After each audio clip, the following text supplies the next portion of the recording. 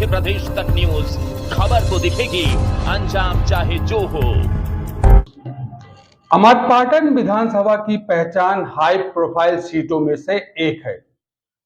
यहां तत्कालिक रहे कद्दावर नेता बैरिस्टर गुलशेर अहमद चुनाव लड़ते रहे, मंत्री बनते रहे, तो वहीं संघ की तरफ से रामहित गुप्ता भी चुनाव लड़ते रहे, जीतते रहे और यहां तक कि वो वित्त मंत्री भी बने।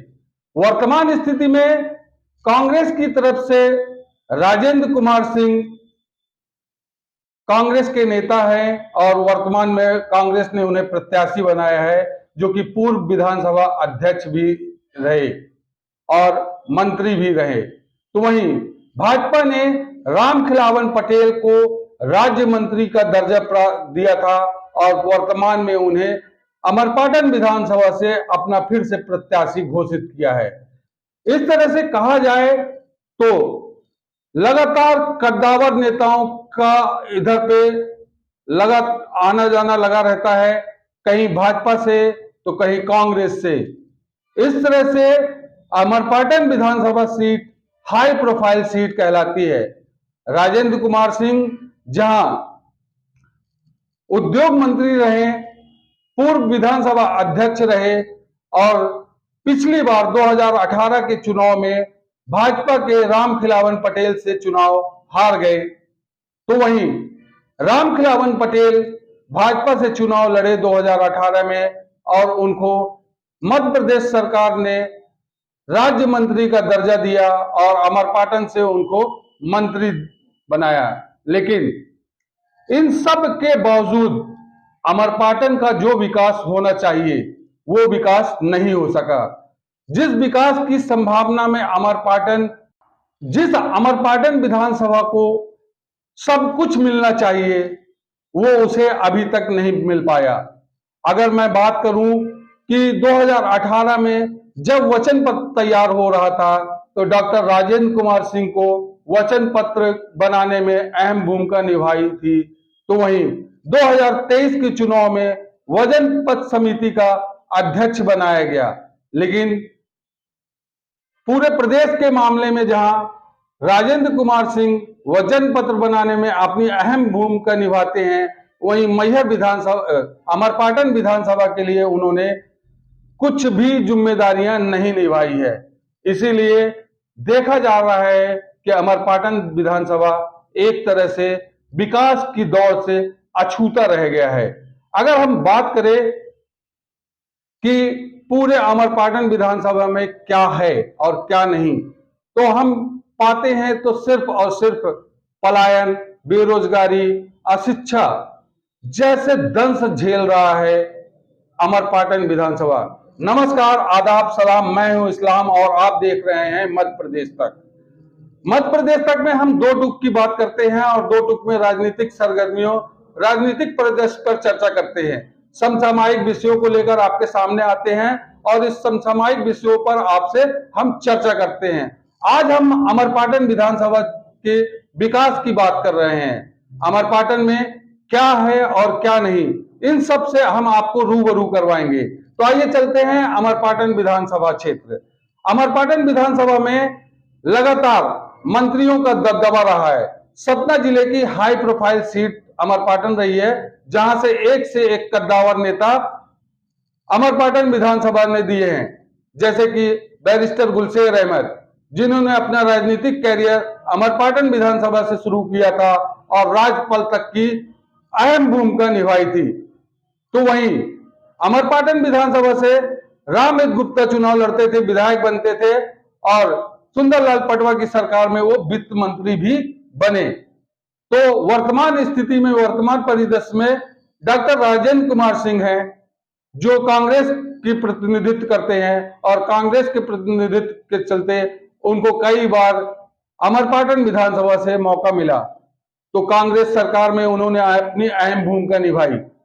कांग्रेस सरकार जब मध्य प्रदेश में थी तो उनको उद्योग मंत्री बनाया गया और उसके बाद में वो पूर्व विधानसभा अध्यक्ष भी बने। तो वर्तमान में कांग्रेस की जिम्मेदारियों से लबरेज वचन पत्र समिति का भी अध्यक्ष बनाया गया। वचन पत्र बनाने में राजेंद्र कुमार सिंह की अहम भूमिका रही। अब वर्तमान स्थिति की बात करें तो रामहित गुप्ता के बाद में राम खिलावन पटेल को वो मौका मिला भाजपा की तरफ से और उनको मंत्री बनाया गया, लेकिन अमरपाटन की किस्मत फूटी का फूटी निकली।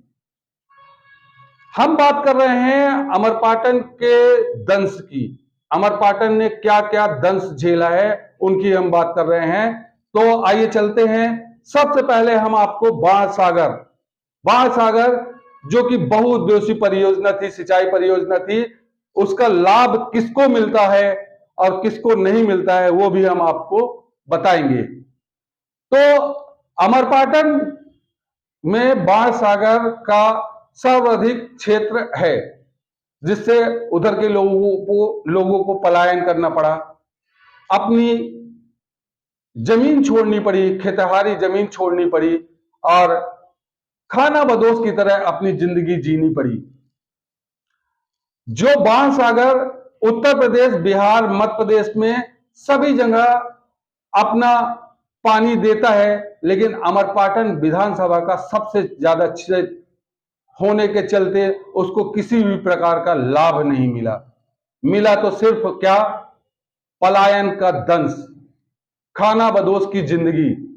यही विधानसभा थी जहां पर सर्वाधिक बाण सागर द्वीप क्षेत्र में लोग प्रभावित हुए।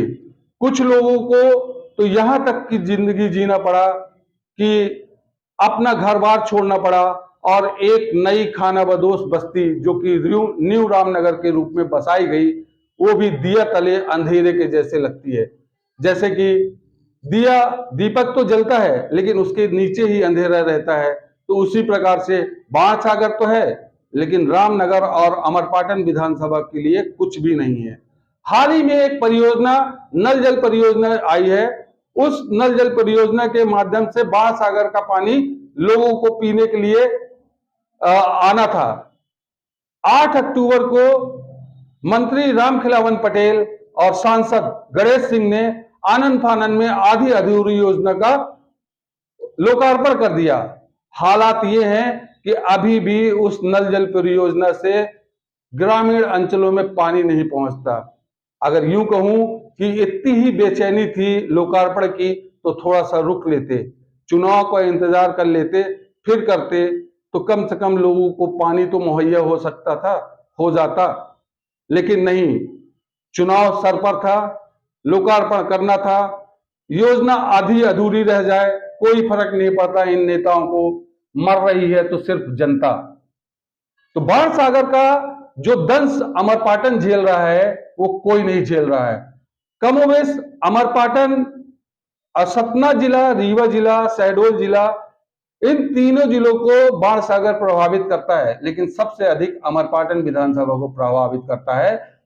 प्रभावित तो कर दिया लेकिन किसी प्रकार का कोई उसे लाभ नहीं मिल सका। अब अगर हम बात करें चिकित्सा के क्षेत्र में अमरपाटन, रामनगर और ताला में सामुदायिक स्वास्थ्य केंद्र थे। 30-30 बिस्तरों का अस्पताल था। इन अस्पतालों में 70% डॉक्टरों के पद खाली हैं, 90% पैरामेडिकल स्टाफ नहीं है, लेकिन फिर भी सामुदायिक स्वास्थ्य केंद्र को नई बिल्डिंग में शिफ्ट करने के लिए, लोकार्पण करने के लिए, चुनाव के पहले अपनी उपलब्धियां गिनाने के लिए उसका लोकार्पण कर दिया। 100 बिस्तरों का अस्पताल बना लिया। 2,49,000 मतदाता वाले अमरपाटन विधानसभा में जिस तरह के हालात उस अस्पताल के हैं, ऐसी दयनीय स्थिति है कि आप देखेंगे तो आप भी आहें भरेंगे कि क्या अस्पताल है। इस अस्पताल की हालत यह है कि 2,49,000 मतदाताओं वाले इस विधानसभा में कमोबेश ये लगभग कहूं कि 1 से 1.25 लाख महिला मतदाता होंगी, लेकिन इस अस्पताल में एक गायनी नहीं है। मतलब आप समझ सकते हैं कि महिलाओं की संख्या अगर 1.25 लाख वोटरों की है तो उधर पे एक महिला डॉक्टर पदस्थ होनी चाहिए, लेकिन नहीं है। विशेषज्ञ तो कोई नहीं है। ले दे के 4-5 डॉक्टरों की टीम है जो अपना खाना पूर्ति करते रहते हैं, दवाइयां लगाते रहते हैं, बांटते रहते हैं। अगर किसी को कुछ गंभीर बीमारी हो गई हो तो उसे सतना का रुख करना पड़ता है या फिर रीवा का रुख करना पड़ता है। और अगर उससे ज्यादा बीमारी हो गई है तो नागपुर की मंडी में अपने आप को बेचना पड़ता है। लेकिन अमरपाटन का दंश ये है कि इधर पे मंत्री तो हैं, विधायक तो बने, सब कुछ हुआ। अमरपाटन की जनता ने इन मंत्री विधायकों को सब कुछ दिया, लेकिन इन मंत्री और विधायकों ने अमरपाटन को कुछ भी नहीं दिया। सिर्फ दिया तो दिया अशिक्षा, बेरोजगारी और पलायन। अब अगर हम बात करें शिक्षा के क्षेत्र में, तो उच्च शिक्षा प्राप्त करने के लिए यहाँ के युवकों को भोपाल और इंदौर का रुख करना पड़ता है। यहां तक कि कुछ युवा तो दिल्ली में भी अपनी शरण स्थली बनाए हुए हैं। ले देके 3 कॉलेज हैं, पहला अमरपाटन, दूसरा रामनगर, तीसरा ताला। इन तीनों कॉलेजों में केवल और केवल विषयों की बढ़ोतरी होती रही है। उच्च शिक्षा में, तकनीकी शिक्षा में किसी भी प्रकार का किसी भी प्रकार की बढ़ोतरी नहीं हुई। तकनीकी शिक्षा के क्षेत्र में अमरपाटन पहले भी पिछड़ा था और आज भी पिछड़ा है। अगर सड़कों की बात करें, इंफ्रास्ट्रक्चर की बात करें, तो ले देके हाईवे है, नेशनल हाईवे है, स्टेट हाईवे है, और स्टेट हाईवे और नेशनल हाईवे ऐसे ही मिल गए हैं। नेशनल हाईवे 60 क्रमांक से अमरपाटन लगा हुआ था, अब उसका उन्नयन हुआ है। उस उन्नयन में कमोबेश सरकार की योजनाओं में वो हाईवे गुजरा, उसका उन्नयन हुआ, और उस उन्नयन में उस हाईवे ने अपनी सरहदें बढ़ाई, विकास की जो नई गाथा लिखनी थी वो लिखी। लेकिन उस उन्नयन में सरकारी तरीके से जो भी योजनाएं थी उनका लागू हुआ, उनमें इन नेताओं का किसी भी प्रकार का योगदान नहीं है। तो हम बात कर रहे हैं पलायन की। पलायन जैसे ही खेती खलिहानी का समय आता है तो अमरपाटन विधानसभा क्षेत्र के हर एक गांव, सुदूर गांव में अगर देखो तो ताला लटका मिलता है। वो ताला इसलिए लटका मिलता है क्योंकि उधर का बासिंदा रोजी रोटी कमाने के लिए दूसरे प्रदेशों में पलायन कर जाता है, क्योंकि यहाँ पे किसी भी प्रकार का औद्योगिक क्षेत्र नहीं है। खेती खलिहानी के चक्कर में वो अपने आप को दूसरे जगह शिफ्ट कर लेता है, अपनी रोजी रोटी, अपना परिवार पालता है। और अमरपाटन विधानसभा सबसे ज्यादा पलायन करने वालों की संख्या होती है। अमरपाटन, रामनगर और ताला जैसे जगहों से लोग पलायन करते हैं। कोई दिल्ली चला जाता है तो कोई मुंबई चला जाता है, तो सर्वाधिक संख्या में लोग सूरत की तरफ पलायन करते हैं, मतलब गुजरात की तरफ पलायन करते हैं और उधर पे जाकर अपना जीवन यापन बसर करते हैं। तो कुल मिला के अगर कहूं तो इस तरह से अमरपाटन विधानसभा शिक्षा, बेरोजगारी, पलायन का दंश झेल रहा है, और यहाँ के नेता अपने आप को किसी भी प्रभाव में रखे। इधर की राजनीति जाति समाज की राजनीति है। कोई ब्राह्मण बताता है तो कोई पटेल बताता है तो कोई अपने आप को क्षत्रिय बताता है, और इसी के अंतर्गत अमरपाटन विधानसभा की राजनीति चलती रहती है। और लोग अपनी समस्याओं को भूलकर मंत्री और विधायक बनाते हैं, इन्हें अपना मत देते हैं, और ये जब इनको अमरपाटन की विकास गाथा लिखने को होती है तो ये अपनी विकास गाथा को भूल के खुद की विकास गाथा लिखने लगते हैं। तो इस तरह से अमरपाटन जिसका दंश झेल रहा है, विकास ना होने का दंश झेल रहा है, वो आपको दिखाई देगा, दिखाई दे रहा है, ये दिखाई देगा। तो आपको हमारा वीडियो कैसा लगा, इस पर अपनी राय जरूर दें। कमेंट सेक्शन पर जाएं, अपनी राय लिखें और चैनल को सब्सक्राइब करें, वीडियो को लाइक करें, ताकि आप तक अगला वीडियो पहुंच सके। तब तक के लिए मुझे इजाजत दें। नमस्कार, जय हिंद। न बेमतलब के मुद्दे, न बेमतलब की बहस, खबर सिटी से लेकर गांव तक की, संसद से लेकर सड़क तक की, मध्य प्रदेश तक है। मध्य प्रदेश के करोड़ों लोगों की भरोसेमंद आवाज, मध्य प्रदेश तक न्यूज। खबर को दिखेगी, अंजाम चाहे जो हो।